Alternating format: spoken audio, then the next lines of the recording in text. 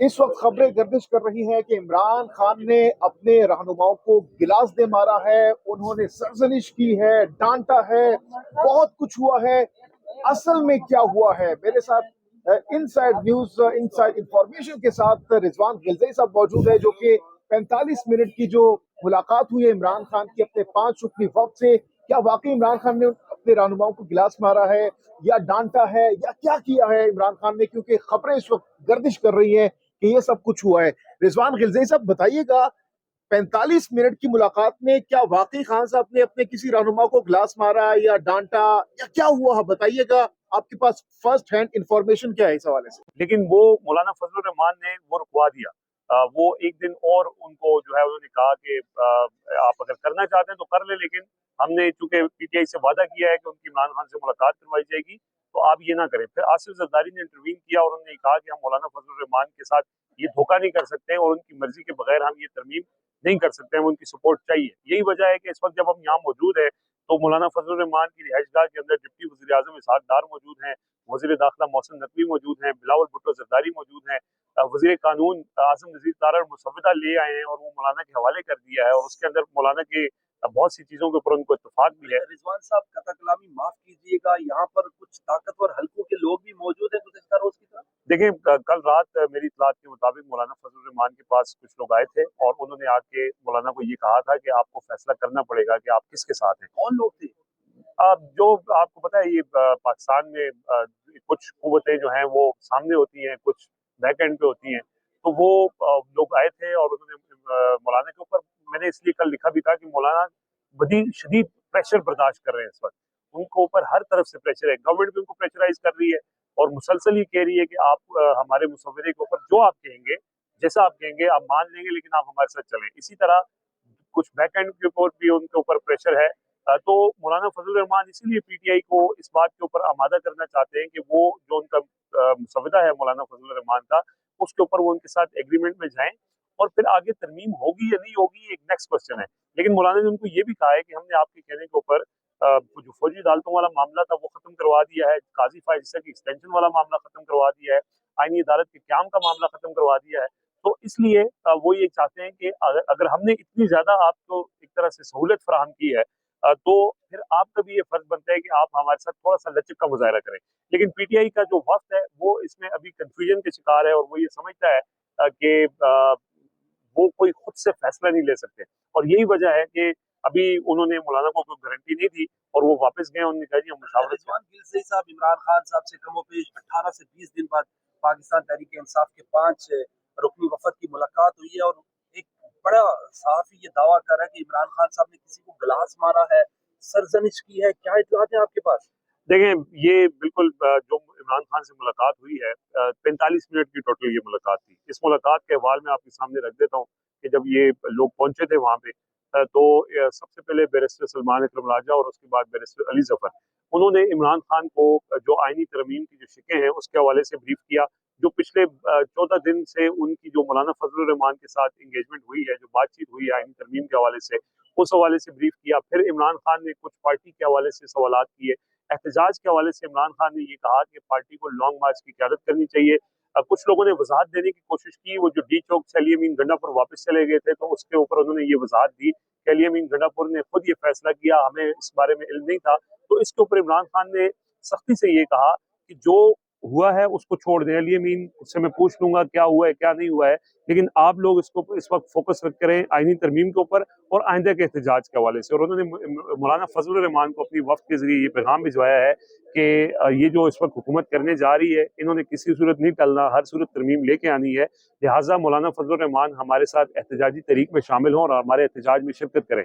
सो इतनी सी बात हुई। अभी ये गुफ्तगू जारी थी कि पुलिस वाले आ गए, उन्होंने कहा जी आपकी मुलाकात का वक्त खत्म हो गया है और ये मुलाकात उसके बाद खत्म हो गई। इमरान खान ने कुछ अपने जो 2 हफ्ते के दौरान उनकी जेल में उनके ऊपर जो बीती है उस हवाले से उन्होंने बताया कि जी 5 दिन उनकी सेल की बिजली बंद रही और उनसे अखबार टीवी की सहूलत वापस ले ली गई, एक्सरसाइज मशीन की सहूलत वापस ले ली गई है।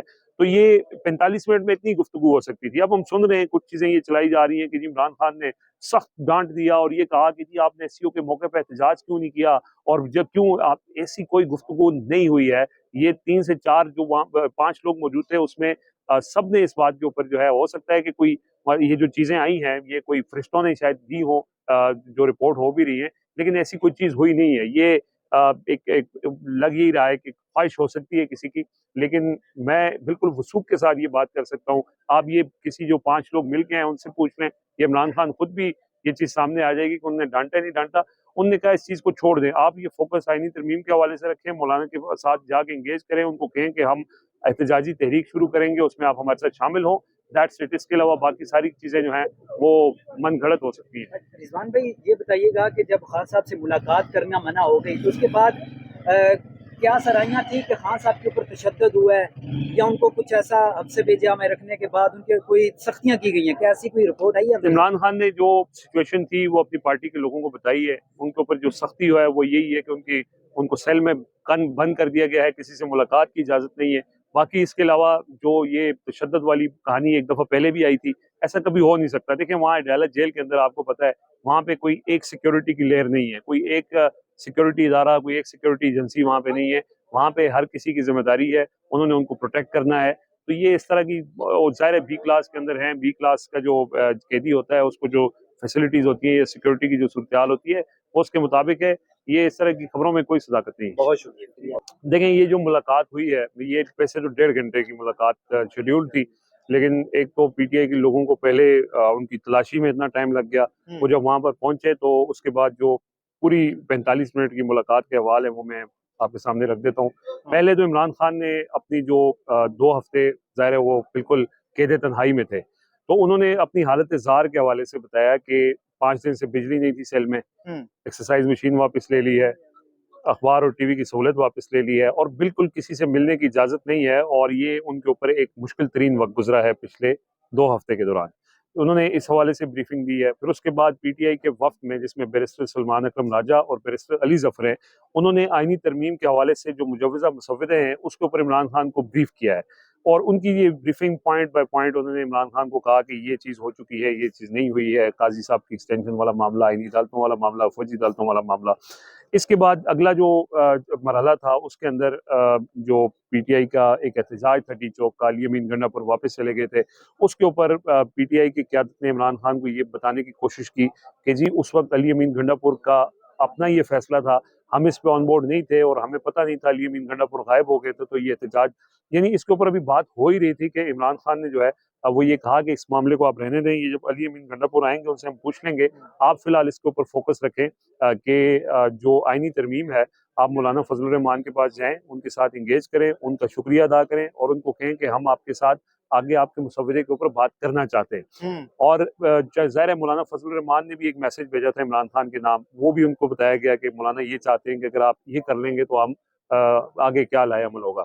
ये गुफ्तगू हुई है और उसके बाद जो है वो इमरान खान ने ये कहा है कि आप 4 मजीद लोग जो हैं, जिसके अंदर उमर अयूब हैं, शिबली फराज हैं, अली अमीन गंडापुर हैं और अहमद बचर हैं, उनसे मेरी मुलाकात करवाएं। मैं इस पे उनसे मजीद मुशावरत करना चाहता हूँ। और पीटीआई के लोगों से भी उन्होंने ये कहा है कि आप मौलाना के साथ जाके मुशावरत करें।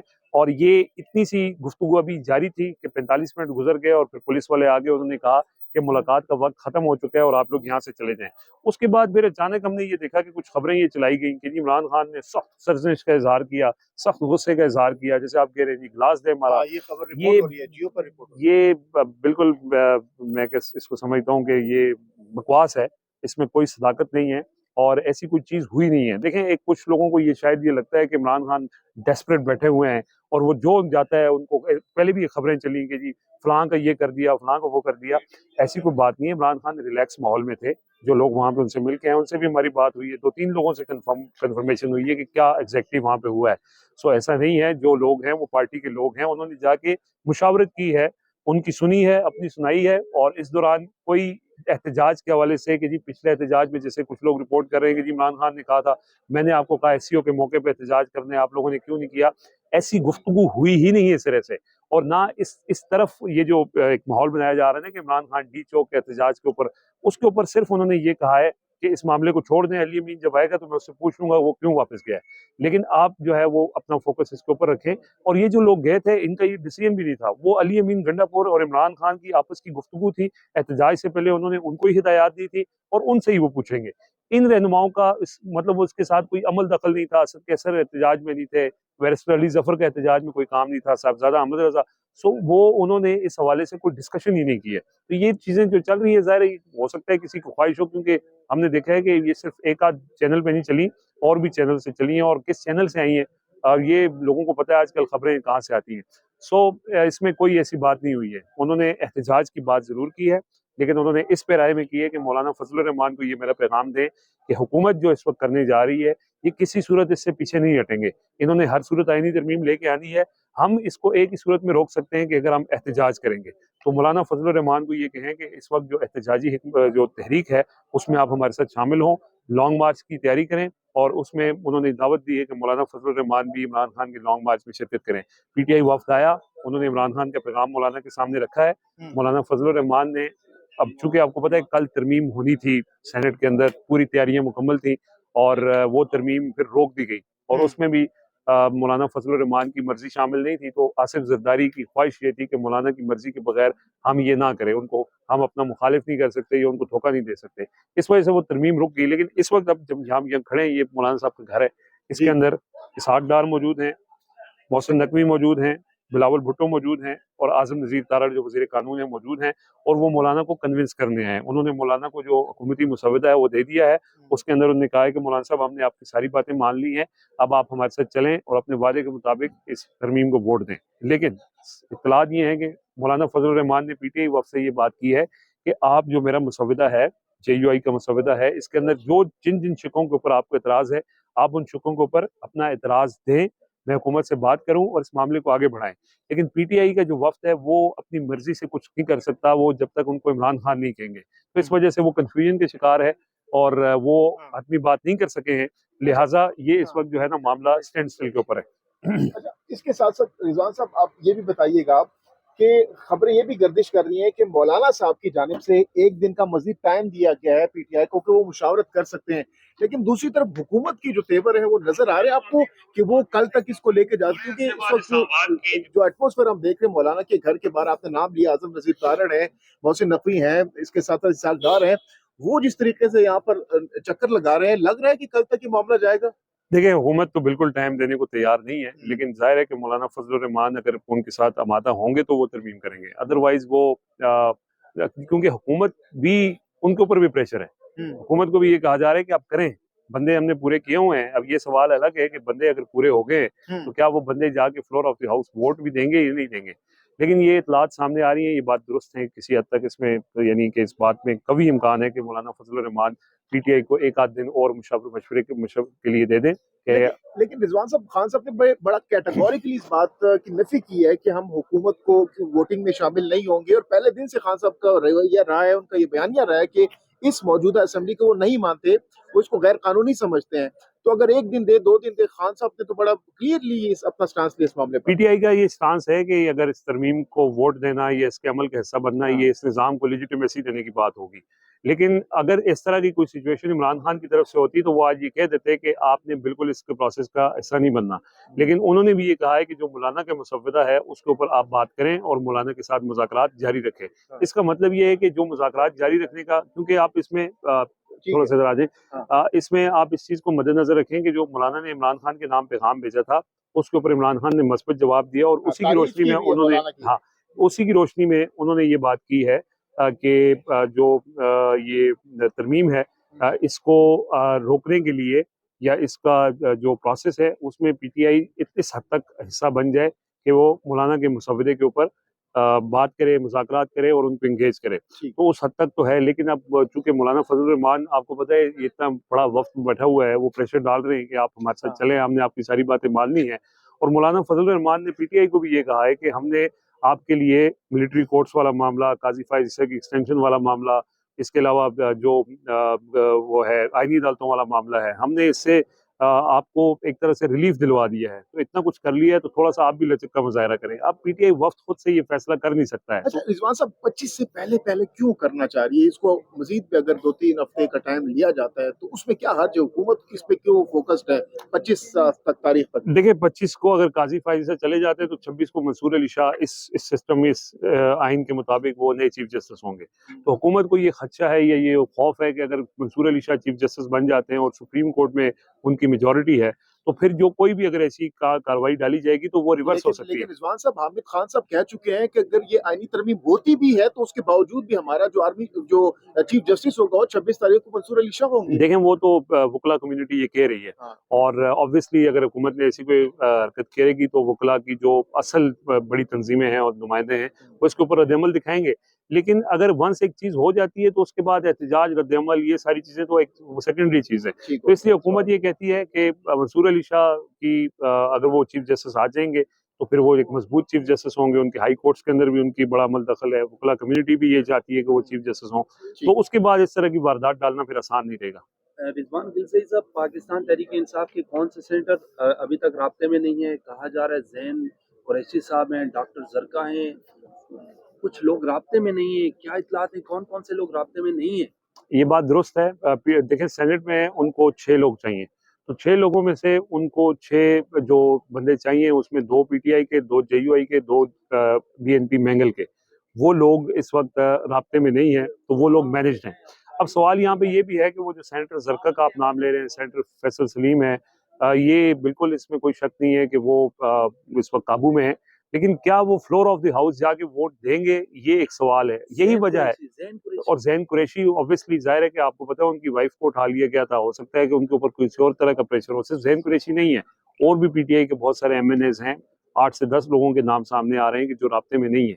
सो ये बात दुरुस्त है कि वो राब्ते में नहीं है, लेकिन क्या वो फ्लोर ऑफ द हाउस आके वोट देंगे? क्योंकि ये ओपन एक सारा प्रोसेस होगा, वहाँ पे मीडिया भी मौजूद होगा, वहाँ पे कैमरे भी होंगे। रिजवान साहब कता कलामी के लिए माजरत, ज़ैन कुरैशी का बिलाल अब्बासी साहब ने कहा, लेकिन शाह महमूद कुरैशी साहब ने जिस तरीके से कुर्बानियां दी है आपके सामने है, जिस तरीके से आज भी वो सोबतें बर्दाश्त कर रहे हैं जेल की, तो आपको लगता है कि इस टाइम पर ज़ैन कुरैशी को दगा दे सकते हैं? देखें दगा तो कोई भी नहीं देना चाहता, या वो प्रेशर ले सकते हैं? यहाँ प्रेशर है और सबके ऊपर, और वो उसी प्रेशर की वजह से वो इस वक्त काबू भी हैं। अब मुझे ज़ैन कुरैशी के हवाले से तो इत्तलात नहीं है कि एग्जैक्टली वो हैं या नहीं है, लेकिन जाहिर है कि उनका अगर राब्ता नहीं हो रहा तो ऑब्वियसली वो हो सकता है। लेकिन क्या ये वो वोट देंगे? अगर वोट देंगे तो फिर पता चलेगा ना। अगर वोट देना होता उन्होंने और इतने शोर होते तो फिर मौलाना की मिन्नतें क्यों कर रहे हैं? फिर ये बार बार मौलाना के दर पे क्यों आ रहे हैं? इसकी वजह ये है कि वहाँ पे इनको शोर नहीं है कि अगर हम बंदे ले भी आते हैं ईवान के अंदर, तो वो बंदे अगर वहाँ पे वोट नहीं देते तो वो तो बंदा तो नहीं खड़ा होगा जो सर पे गोली बंदूक रख के वोट डालो। तो ये इस वजह से थोड़ा सा वो भी डरे हुए, ये प्रेशर टैक्टिक्स है, माइंड गेम है, नर्व्स गेम है। रिजवान साहब, वो बाहर आएंगे तो फिर वही खड़े होंगे। हाँ वो होंगे, लेकिन क्या होगा, किसी गोली मार दी जाएगी, क्या होगा? ये तो प्रोसेस अगर हो जाता है। देखिए एक बंदा भी वहां पे अगर खड़ा होकर कह देगा ना कि यार ये मैं नहीं वोट करता और ये वहां नारा लगा दे कोई, तो ये प्रोसेस तो मशकूक हो जाना है। ठीक है, बहुत